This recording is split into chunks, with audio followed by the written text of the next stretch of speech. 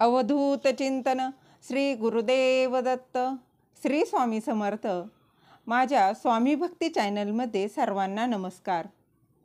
10 April रोजी आहे स्वामी प्रगट दिन. स्वामी प्रगट दिनानिमित्त अनेक स्वामी भक्तांना प्रश्न पडला आहे की गुरुचरित्र पारायण करण्याची इच्छा आहे, पण मध्येच अमावस्या येत आहे, तर हे गुरुचरित्र पारायण करावं की नाही, किंवा गुरुचरित्र पारायण करताना मध्येच अमावस्या आली तर काय करावं, असा प्रश्न अनेकांना पडलेला आहे. स्वामींचा प्रगट दिन 10 एप्रिल 2024ला आहे. त्यानिमित्ताने आपण आपापल्या परीने जशी जमेल तशी सेवा करायला सुरुवात देखील केलेली आहे. जसं की कोणी तारक मंत्राचा अनुष्ठान सुरू केलं असेल, कोणी स्वामी चरित्र सारामृताचे पारायण सुरू केलं असेल, तर कोणी श्री स्वामी समर्थ श्री स्वामी समर्थ या मंत्राचा जप देखील करण्यास सुरू केला असेल. म्हणजेच आपापल्या परीनं जशी जमेल तशी सेवेला सुरुवात केलेली आहे. परंतु बऱ्याच जणांना गुरुचरित्र पारायण करण्याची इच्छा आहे, पण मध्येच अमावस्या आहे, तर अशा वेळी काय करावं? तर आपल्या स्वामींचा प्रगट दिन हा 10 एप्रिलला आहे. म्हटलं तरी तुम्हाला हे पारायण 4 तारखेलाच सुरू करावं लागेल किंवा 3 तारखेला सुरू करावं लागेल. 4 तारखेला जर पारायणाला सुरुवात करणार असाल तर 7व्या दिवशी त्याची सांगता येते, आणि 3 तारखेला सुरुवात केली तर 8व्या दिवशी सांगता म्हणजेच उद्यापन येतं. तर अमावस्या ही 8 तारखेला आहे. त्यामुळे हा सर्वात मोठा व महत्त्वाचा प्रश्न असा आहे की पारायणाच्या मध्येच अमावस्या आली तर चालतं का?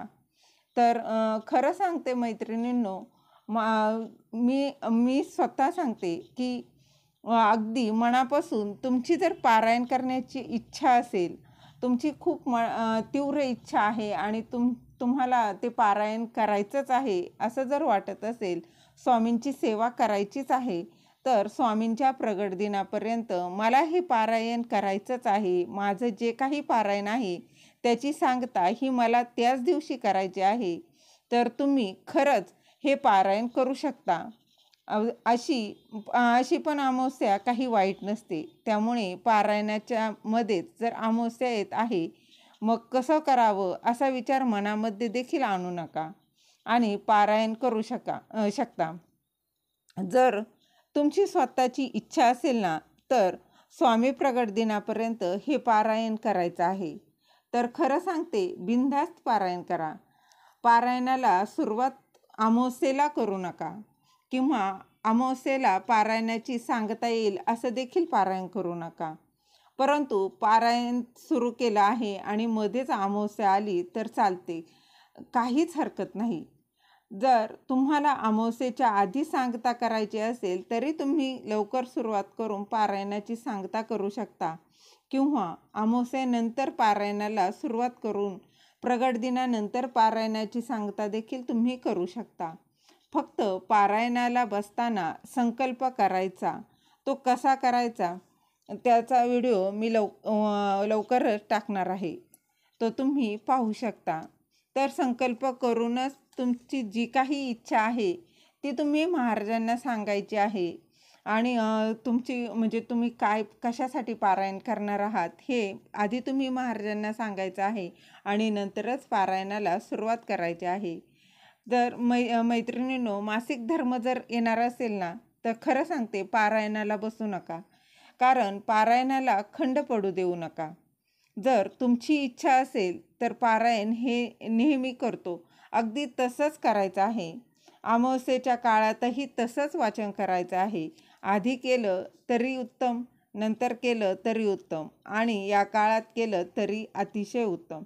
कारण गुरुचरित्राचे पारायण करायला पण भाग्य लागतं, तेच प्रत्येकाच्या नशिबात नसतं.